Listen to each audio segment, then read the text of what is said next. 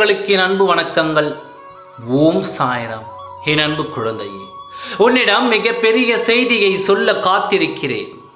நீ உன் துணையோடு ஒன்று சேர்வாயா மாட்டாயா என்று குழப்பத்தில் இருக்கும் உனக்கு ஒரு அதிர்ச்சியான செய்தியை சொல்ல உனக்காக நான் காத்திருக்கிறேன். ஒரு கட்டத்தில் சாயப்பா, உங்களை நம்பி நான் ஏமாந்து இருக்கிறேன், உங்களால் எதுவும் நடப்பதில்லை என்று என் மீது நீ கோபித்துக் கொள்கிறாய். உன் வாழ்க்கையில் எதுவெல்லாம் நடக்க வேண்டும் என்று உன் தலையில் எழுதியிருக்கும் இந்த நேரத்தில் இது நடக்க வேண்டும், இந்த நேரத்தில் அனுபவித்து ஆகவே வேண்டும் என்ற உன் தலையெழுத்தையும் விதியையும் யாராலும் மாற்ற முடியாது. அதிலிருந்து குறைத்து வேண்டுமானால் உனக்கு என்னால் கொடுக்க முடியுமே தவிர எதையும் நிரந்தரமாக நிறுத்த முடியாது. உன் வாழ்க்கையில் நீ அனுபவிக்கும் கஷ்டங்களை உனக்காக நான் அனுபவித்து வருகிறேன். உன்னால் முடிந்த அளவு கஷ்டத்தை மட்டும்தான் உனக்காக நான் கொடுக்கிறேன். உன் சாயப்பா உன்னோடு இருந்து உன் கஷ்ட காலத்தை குறைத்து இந்த காலத்தை விரைவில் வரச் செய்ய முடியும். அதை தான் நான் இப்பொழுது செய்து கொண்டிருக்கிறேன்.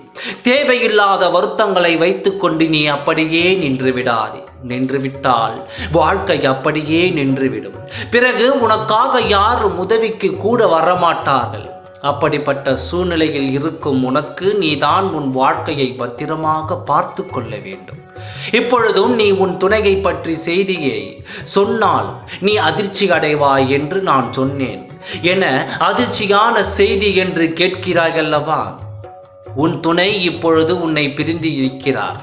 எங்கோ இருக்கும் அவருக்கு உன் மனம் தெரியாது, உனக்கு அவர் மனம் தெரியாது. இருவரும் எப்படி இருக்கின்றீர்கள், என்ன நினைக்கிறீர்கள் என்று கூட தெரியாமல் பிரிந்து இருக்கும் இந்த வேளையில் உங்களுக்குள் நடந்த கசப்பான அனுபவங்கள் இன்னும் அம்பு போல் குத்தி கொண்டு தான் இருக்கிறது. அந்த காயங்கள் ஆறும் வரை காத்திரு. அந்த காயங்கள் ஆறுனவுடன் உன் துணை உன்னை தேடி வரத்தான் செய்வார். இப்பொழுது உன் துணை உன்னிடம் வந்து சேர காலதாமதமாகத்தான் செய்யும். இன்னும் எத்தனை காலம் ஆகும் என்று உறைந்து விடாதே. காலங்கள் சீக்கிரமாக வரச் செய்ய உன் சாயப்பாவினால் முடியும்.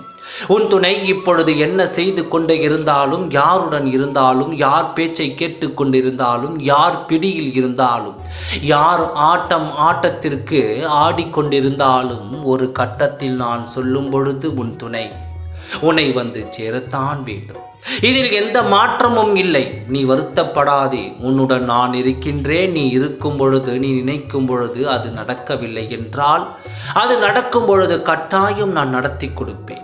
அந்த நேரம் வந்தால் உனக்கு இந்த அதிர்ச்சி கொடுக்கும் அளவு உன் காரியங்கள் எல்லாம் நடைபெறும். நீ பொறுமையாக இருந்துதான் ஆக வேண்டும். நடந்தது நடந்து விட்டது. பொறுமையாக இருந்து வரும் வாழ்க்கையை நீ கைப்பற்றிக்கொள். நல்லதே நடக்கும். ஓம் சாய்ராம். நன்றி, வணக்கம்.